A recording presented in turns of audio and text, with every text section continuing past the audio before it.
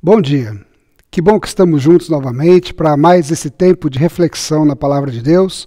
Eu espero que vocês estejam bem e em segurança e que nós tenhamos agora um momento precioso de reflexão e que o Espírito de Deus fale conosco nesse dia, nesse momento. Vamos orar? Senhor, fala conosco, precisamos ouvir a Tua voz. Fala ao nosso coração e nos ensina. Em nome de Jesus. Amém. Você certamente já deve ter ouvido esta frase: a mentira repetida 1000 vezes torna-se verdade. Esta é a famosa frase de Joseph Goebbels, que foi ministro da propaganda de Adolf Hitler na Alemanha nazista. Essa foi a estratégia de propaganda para convencer boa parte do povo alemão a abraçar os planos nazistas de extermínio dos judeus, de invasão de outros países e do estabelecimento de uma raça pura superior dominante no mundo durante a Segunda Guerra Mundial. E aparentemente funcionou por um tempo. A mentira repetida várias vezes para parecer verdade, serviu para aprisionar a mente de um povo, para gerar destruição e imprimir dor e sofrimento a muita gente. Mas como dizia a minha avó, a mentira tem perna curta. E hoje a história já desmentiu a propaganda nazista. Mas isso não significa que a mentira não tenha causado dor e sofrimento e destruição também. Na história bíblica, os problemas humanos começam exatamente com uma mentira desastrosa que está registrada em Gênesis 3. Mas a serpente, mais sagaz de todos os animais selváticos que o Senhor Deus tinha feito, disse à mulher: é assim que Deus disse: não comereis de toda a árvore do jardim? Respondeu-lhe a mulher: do fruto das árvores do jardim podemos comer, mas do fruto da árvore que está no meio do jardim, disse Deus: dele não comereis, nem tocareis nele, para que não morrais. Então a serpente disse à mulher: é certo que não morrereis, porque Deus sabe que no dia em que dele comerdes, vos abrirão os olhos, e como Deus sereis conhecedores do bem e do mal. E o resto da história nós já sabemos. Eles tocaram e comeram da árvore do meio do jardim. Esta primeira mentira registrada na história teve uma dinâmica efetiva para o seu objetivo, que era a destruição. A primeira mentira da história parte de uma pergunta aparentemente inofensiva. É assim que Deus disse: não comereis de toda a árvore do jardim? Mas essa pergunta aparentemente inofensiva atrai a vítima para o centro da armadilha, pois a pergunta apresenta implicitamente uma mentira, que Deus havia proibido o ser humano de comer de todas as árvores do jardim. Em seguida, esta primeira mentira questiona a verdade.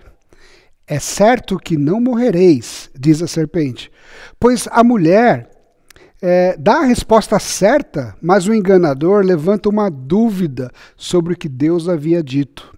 E por fim, essa mentira o mentiroso transforma a mentira em algo que é atraente ao coração humano.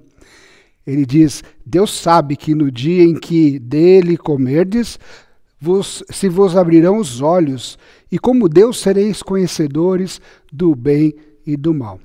Esta versão distorcida das palavras de Deus, ou seja, dessa verdade parcial, ela atrai profundamente o coração humano, principalmente no tocante à ideia de que os olhos dele certamente se abririam.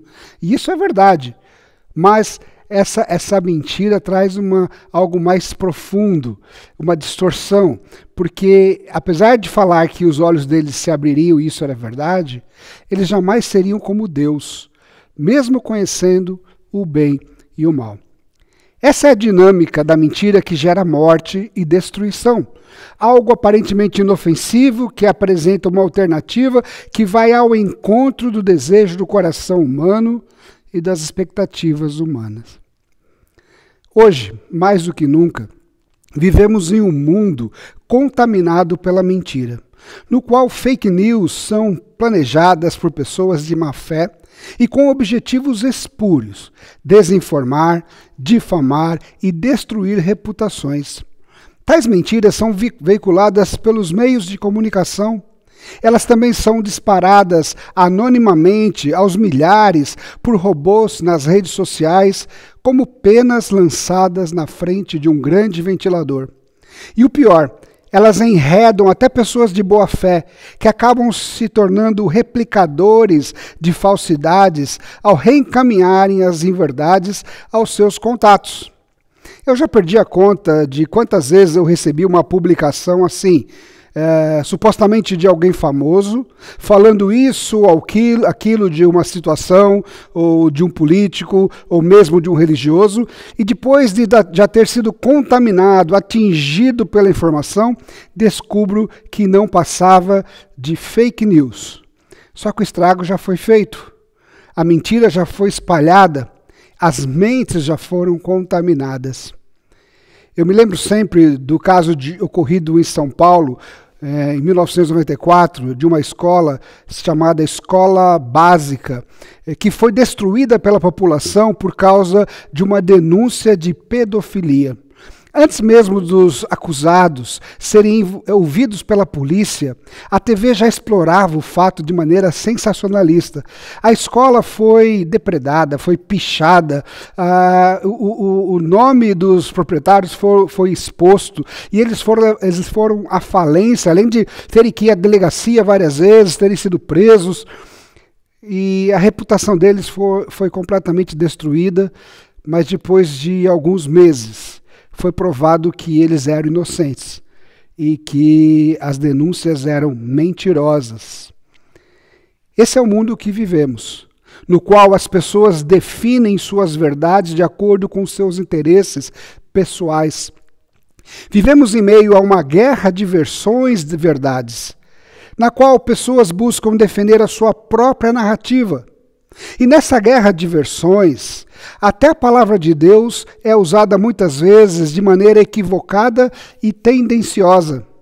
Por exemplo, hoje em dia, existe um outro slogan que é repetido frequentemente, tanto por religiosos como por políticos: conhecereis a verdade, e a verdade vos libertará. Essa é uma frase dita por Jesus como segue: disse, pois, Jesus aos judeus que haviam crido nele: se vós permanecerdes na minha palavra, sois verdadeiramente meus discípulos, e conhecereis a verdade, e a verdade vos libertará. Mas existem dois problemas graves no uso destas palavras de Jesus por parte de muitos. De que verdade eles estão falando? E qual é a liberdade que eles buscam? Geralmente, quando alguém se vale desta frase de Jesus, a usa para defender uma verdade pessoal, uma versão particular de um fato ou de um acontecimento. Ou seja, para apresentar e sustentar uma ideia. E o objetivo é estabelecer esta ideia como verdade e livrar a si mesmo e outros de ideias apresentadas por adversários ou grupos contrários. Mas será que é isso que Jesus está dizendo e fazendo nesse texto? Para entendermos o que Jesus está dizendo nesta passagem, precisamos dar um pulo mais adiante no capítulo 14 do Evangelho de João, quando nos últimos momentos da vida de Jesus com os seus discípulos, ele diz: eu sou o caminho e a verdade e a vida. Ninguém vem ao Pai senão por mim.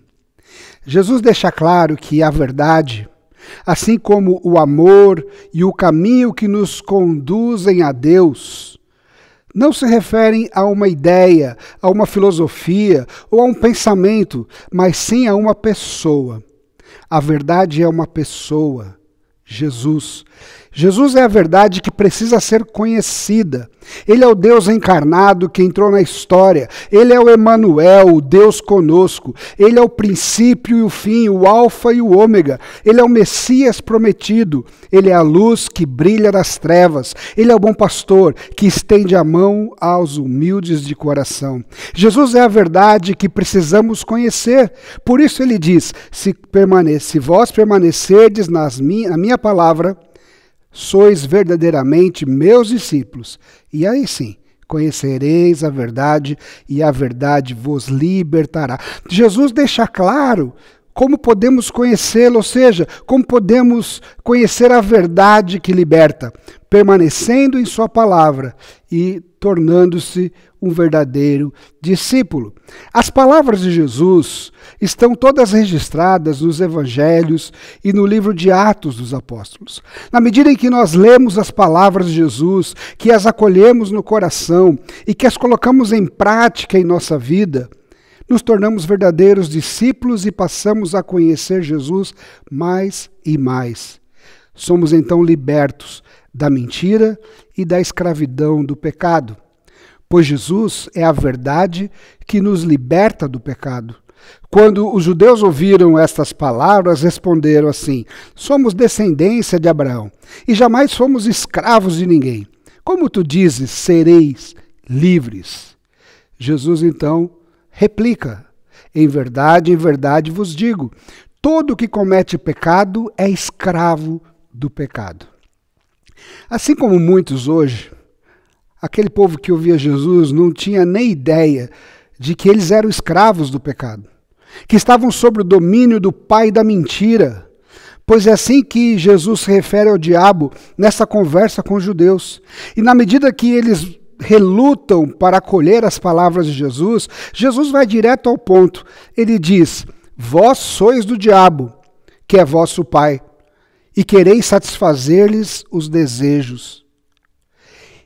Ele foi homicida desde o princípio e jamais se firmou na verdade, porque nele não há verdade.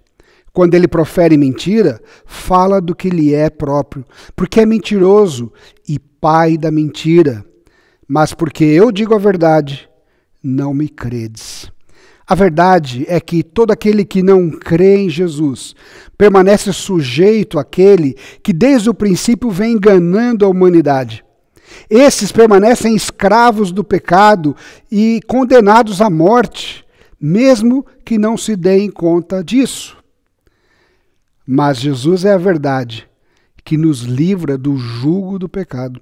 Jesus é o Deus que morreu por nós, que derramou seu próprio sangue para pagar o preço do nosso pecado, do nosso resgate. Jesus é a verdade que liberta. Jesus é aquele que se aproxima de nós e diz: vinde a mim, todos os que estáis cansados e sobrecarregados, e eu vos aliviarei. Tomai sobre vós o meu jugo e aprendei de mim, porque sou manso e humilde de coração. E achareis descanso para a vossa alma, porque o meu jugo é suave e o meu fardo é leve. Quando seguimos a verdade, ou seja, Jesus, e o acolhemos, e acolhemos suas palavras em nossos corações, e o reconhecemos como Senhor e Salvador, somos libertos da escravidão do pecado. Isso não significa que nunca mais pecaremos, mas que os nossos pecados foram lavados pelo sangue de Jesus e agora estamos em paz com Deus. Se você ainda não confessou Jesus como Senhor e Salvador da sua vida, esse é o momento. Se você ainda não o recebeu em seu coração, agora é a hora de conhecer a verdade, e a verdade te libertará. Que Deus te abençoe. Gostaria de orar com vocês. Senhor, nosso Deus e Pai, louvado seja o teu nome. Concede-nos a graça de conhecermos a verdade, teu Filho Jesus.